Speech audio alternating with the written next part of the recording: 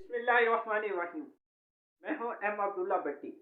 अरशद शरीफ शहीद के हवाले से कल प्रोग्राम के अंदर एक उनकी जो पोस्टमार्टम की वीडियो है वो चलाई गई और कामरान शहर साहब ने ये दुनिया न्यूज़ पे ये प्रोग्राम आपने प्रोग्राम में उनकी ये वीडियो चलाई और उस वीडियो के अंदर एक इंकशाफ उन्होंने किया कि उनकी जो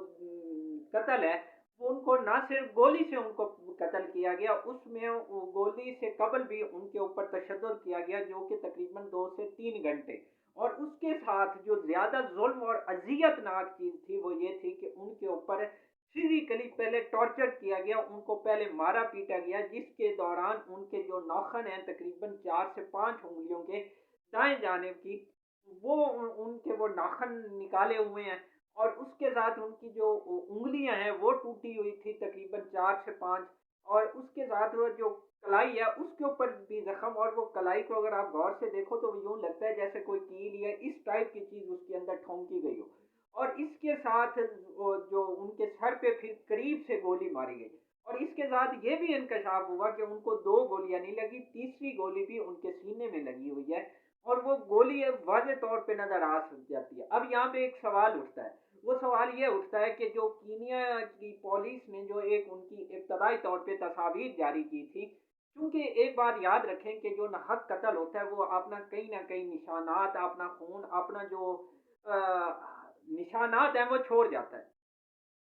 अब इस अंदाज से देखो तो जो उनके सीने में गोली लगी है, अब यहाँ पे सवाल ये है कि वो गोली, और वाज़े तौर पे जो कामरान शह साहब यहाँ ने प्रोग्राम के अंदर वो वीडियो चलाई है उसके अंदर देखा जाता है कि उस पोस्टमार्टम की रिपोर्ट के अंदर ये देखा जा सकता है कि वो सीने में वाज़े गोली लगी हुई है। अब उस गोली का जो पस मंजर है वो ये है कि अगर वो गोली ठीक है और उसका जो पूरा एक बैकग्राउंड है उसको अगर समझा जाए तो वो जो तस्वीर उनकी जारी हुई थी कीनिया पुलिस की जाने से, और उनकी जो कार है, अब वो V8 में जिस अंदाज से बैठे हुए थे, अगर वो देखा जाए तो क्या उस सीट को, अगर सीने में गोली लगी है इट्स मीन पीछे से, तो अब वो देखो कि क्या वो सीट को क्रॉस करके ही लगी होगी ना। तो अब यहाँ पे सवाल है कि क्या जो वहां पे वो जो आज भी आप जाके नेट से वो तस्वीर देख सकते हैं अरशद शरीफ की जो गाड़ी के अंदर वाली है, क्या उस सीट को कोई सुराख हुआ हुआ है पीछे, जो बैक वाली जो यानी कि जो टेक जिसमें लगाते हैं, क्या उसको सुराख है? यानी उसको सुराख होके फिर ही लगनी थी ना। अगर उसको सुराख नहीं है तो फिर सीने में गोली कैसे लगी हुई है, ये भी एक सवाल है। और दूसरा जो अहम पॉइंट है वो ये है कि उनको जो गोलियां हैं वो गाड़ी के अंदर नहीं मारी गई, ये भी कहा जा रहा है कि वो गोलियां बाहर मारी गई हैं, गाड़ी के अंदर नहीं मारी गई।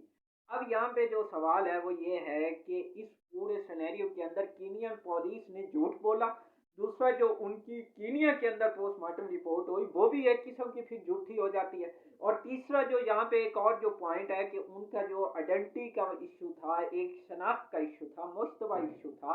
उस बेस पे उनको रोका गया, यहाँ पे वो भी डिनाई हो जाता है कीनिया पुलिस की जानिब। यहाँ पे तो कीनिया पुलिस 101% झूठी साबित हो जाती है और ये भी झूठ साबित हो जाता है कि उनकी जो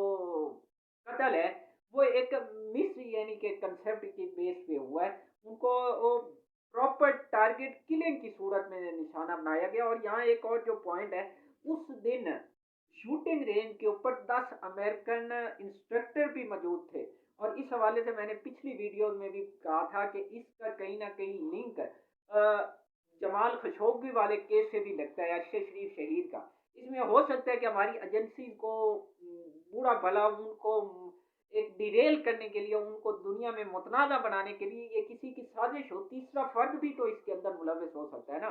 क्योंकि इससे कबल भी इंडिया के 2 सहाफ़ी वहाँ पे कत्ल हो चुके हैं और उनके तो अजाब ही मुख्तलिफ जगहों पे बिखरे हुए थे और उनके तो एक जगह अजाब ही नहीं थे। तो यूं समझो कि जो कीनिया पुलिस है वो तो एक किस्म की, उनके आपने ऑफिशियल ये कह चुके हैं, तस्दीक कर चुके हैं कि ये एक किस्म की एक टारगेट किलिंग वाली पुलिस है, कि भत्ताखोर पुलिस है, कि लोगों से पैसे लेके ये लोगों को नाहक कत्ल कर देती है। उनके टीवी चैनल इस बात की ये इतराफ़ कर चुके हैं। तो मेरे ख्याल में डायरेक्ट हमारी एजेंसी को टारगेट करना या उनको बुरा भला कहना जो पाकिस्तान के अंदर या कुछ बाहर से लोग हैं उनकी जानिब इशारा कर रहे हैं, तो मेरे ख्याल में हमारी एजेंसी को मुखातिब करना या उनको टारगेट करना इस केस के अंदर वो मुलविस है, मेरे ख्याल में ये मुनासिब नहीं है। जब तक हक़ाइक़ नहीं आ जाते, किसी को बुरा भला या किसी को टारगेट करने ये मेरे ख़्याल में मुनासिब नहीं है। और हमारी एजेंसीज़ के बारे में दुनिया की एक राय है और एक बहुत आला और इतनी आसानी से और इस किस्म का मेरे ख़्याल में हमारी एजेंसीज़ नहीं करती टारगेट किसी को इस अंदाज़ से। और हमारी एजेंसीज़ को उससे इतना मेरे ख़्याल में ज़्यादा नहीं होगा इश्यू जिस अंदाज़ से लोग उसको कंसेप्ट उसके नत्थी कर रहे हैं। मेरे ख़्याल में अभी तहकीक होना बाकी है, तो उसके बाद ही पता चलेगा ना कि इसके अंदर क्या और ये जो फुल बेंच इसके ऊपर बनना चाहिए और मेरे ख़्याल में यूएन के नुमाइंदे भी उस कमीशन का हिस्सा होना चाहिए जो इस केस की तफ्तीश करे। इसके अंदर जो कुछ और पॉइंट आए हैं वो ये हैं कि उस दिन जो खुरम है उसने जो रास्ता इख्तियार किया वो ना कि शूटिंग रेंज वाला किया, उसने लंबा मगाटी वाला रास्ता इख्तियार किया जो कि शूटिंग रेंज से लंबा पड़ता है और फिर वो एक सुनसान है, आप देख भी सकते हैं कि वो रास्ता है भी किस टाइप का। फिर उसके साथ ही उनका जो जीएसयू जो एक जैसे हमारी एलीट पुलिस का होती है उस किस्म की जो उनकी पुलिस है उसका हेडक्वार्टर भी साथ था। तो मेरे ख्याल में फिर इतना करीब कैसे टारगेट किलिंग हो गई? ये भी एक सवाल है। और इसके साथ जो एक और है कि जब खुरम से हमारी जो ये लोग गए हैं, हमारी इन्वेस्टिगेशन की जो टीम वहाँ गई है, उनसे जब खुरम की मुलाकात हुई, तो खुरम बयान अपना देने में मुसलसल कतराते रहे थे। वो अपना बयान वो कहते हैं कि हमारे जो लॉयर हैं, वो जवाब देंगे। उनके जो लॉयर हैं, वो जवाब दे ही नहीं रहे। वो खामोश हैं, वो सही जवाब देते ही नहीं हैं। फिर जो एक और है कि जिस आदमी की गाड़ी चोरी हुई थी, वो गाड़ी चोरी होती है, उसका नाम है डिगलिस कमाऊ। वो कहता है कि मेरी जो गाड़ी है, वो मर्सिडीज़ उसके अंदर ट्रैकर सिस्टम लगा हुआ था। ये वो खुद कह रहा है, ये भी एक अहम पॉइंट है। वो खुद क्या कह रहा है कि उसके अंदर ट्रैकर सिस्टम लगा हुआ था और मेरी गाड़ी जो है वो 7 बजे शाम को चोरी हुई थी एक स्टोर के बाहर से और वो गाड़ी मुझे वापस मिल गई साढ़े 9 बजे और ये मर्डर होता है जो शहादत होती है अरशद शरीफ की ये तकरीबन 10 बजे का वाक़या है। तो ये तो वाज़ेह नज़र और वो आदमी क्या कहता है कि ट्रैकर लगा हुआ था और मैंने जब वो अपने बेटे को कॉल की तो वो कॉल रिसीव नहीं हुई तो 20 मिनट के बाद मैं पुलिस स्टेशन गया तो मैंने अपनी रिपोर्ट दर्ज करवाई और वहाँ से हमने गाड़ी का जो ट्रैकिंग सेटअप चूँकि लगा हुआ था तो हमारी गाड़ी वाज़ेह नज़र आ रही थी, वो किस जानिब जा रही है और वो इस जानिब जा ही नहीं रही थी। और उसने बाद में बताया कि वो हमारा जो फैमिली कुछ मैटर थे उस आदमी ने बताया ये कमाऊ ने कि जिसकी वजह से हमने ये वाला पूरा वो फैमिली इशू था तो मेरा बेटा जो है वो अपनी अम्मी के पास चला गया था तो लिहाजा वो 9:30 बजे जब वो ट्रैकिंग की सिस्टम मदद से हमने देखा तो वो मिल गया और वहाँ उससे फिर बात भी हो गई हमारी तो हमारी जो गाड़ी है वो 9:30 बजे मिल गई वो आदमी कहता है जिस बेस पे ये पहले कीनिया पुलिस ने कहा कि फलां शख्स की गाड़ी चोरी हुई, बच्चा अगवा हुआ तो उस बेस पे। अब यहाँ से वो आदमी ने उस आदमी जिसकी गाड़ी चोरी हुई है वो भी आके अपनी बात की तस्दीक कर देता है। जो दूसरी एक और बात है कि अब हमारी जो टीम है कीनिया जो गई थी उसने आके हुकूमती ज़राए को ये बता दिया है कि अरशद शरीफ साहब का जो कत्ल है, जो शहादत है, वो कोई आइडेंटिटी का इशू नहीं है। वो शनाख्त का इशू नहीं है बल्कि उनको टारगेट किलिंग किया गया ये उन्होंने वर्बली बता दिया और अभी ये टीम जाएगी मंडे वाले दिन 3 दिन के लिए यूएई और यूएई हुकाम से पूछेगी कि अरशद शरीफ को दुबई से किसने निकाला और वो आगे कीनिया किसके कहने पे और किसने उनका वो पूरा जो राब्ता क्रिएट हुआ ये किसने किया और उनका वीज़ा ये पूरा प्रोसीजर किसने क्रिएट किया अब ये हमारी जो तहकीकाती टीम है ये वहाँ पे बताएगी ये चंद एक अहम पॉइंट थे जो अरशद शरीफ साहब के हवाले से एक नए फैक्ट्स आए थे तो जो कि आप तक पहुँचाए ये थी आज की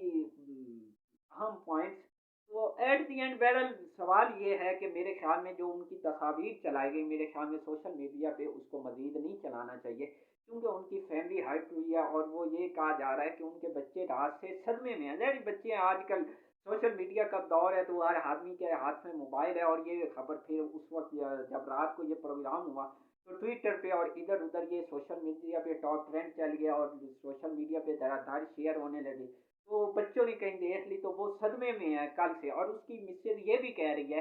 कि ये वाली जो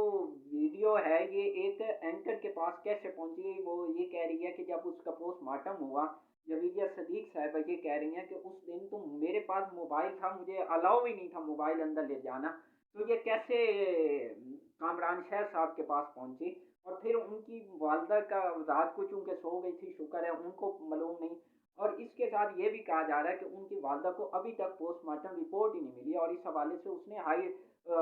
कोर्ट से भी रजू किया हुआ है पोस्टमार्टम रिपोर्ट का। तो मेरे ख्याल में ये एक बड़ा सिचुएशन है, तल्ख हकीकत है। और इस हवाले से हुकूमत को मेरे ख्याल में अरशद शरीफ साहब की फैमिली के साथ निगोशिएट करना चाहिए और उनको पूरी तसल्ली, और जो ये तस्वीर है मेरे ख्याल में सोशल मीडिया पे उस तरह से नहीं चलानी चाहिए किसी की सिक्रेसी, और उसके जो घरेलू फैमिली पहले वो अजियत का शिकार है, तो उसके ऊपर मेरे ख्याल में ज़्यादा बहस नहीं करनी चाहिए। इसको एक सियासी रंग नहीं देना चाहिए और इसको अपनी ज़ाती जो एक सियासी अंदाज है वो नहीं अपनाना चाहिए। इसको फैक्ट्स की बुनियाद पे लेके चलना चाहिए और जो इदारों के ऊपर बिला जवाब तनकीद है उसको अभी मेरे ख्याल में थोड़ा परहेज करना चाहिए। और जब तक हकाइक नहीं आ जाते तब तक मेरे ख्याल में किसी इदारे को पॉइंट आउट करना, किसी शख्सियत को पॉइंट आउट करना, ये मेरे ख्याल में ठीक नहीं, क्योंकि ये एक सीरियस किस्म का केस है और बहुत बड़ा केस है।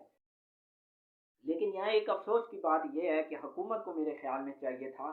जो कि अभी तक नहीं हुआ, ना वज़ीर ख़ारजा, ना इंटीरियर मिनिस्टर, ना वज़ीर आज़म ने कीनिया हुकाम को ख़त लिखा कि उसके ऊपर कोई एहतजाज तो करते। चलो अमेरिका के सामने हम नहीं बोल सकते, वो चलो सुपर पावर है, कीनिया क्या चीज़ है, कीनिया के साथ तो एहतजाज कर सकते थे। उनको कहते कि हमारा एक शहरी उसको नाहक कत्ल हुआ है, उसके मुहर्रिकात हैं, आपकी पुलिस ने उसको कत्ल किया है, तो उसके ऊपर तो एहतजाज कर सकते थे। मेरे ख्याल में अभी तक एक दफ़ा भी लेटर नहीं गया। खैर अल्लाह अच्छी सी शहीद को जन्नत और फिरदौस में आला मकाम अता फरमाए और उनकी फैमिली को सब्र जमील अजर अजीम अता फरमाए और उनके जो कातिल हैं उनको इस दुनिया के अंदर बेनकाब करे। तो आखिर में प्लीज़ चैनल को सब्सक्राइब कर लें और बेल आइकॉन पे क्लिक करें ताकि आने वाली वीडियो आप तक बर वक्त पहुँच सके। शुक्रिया।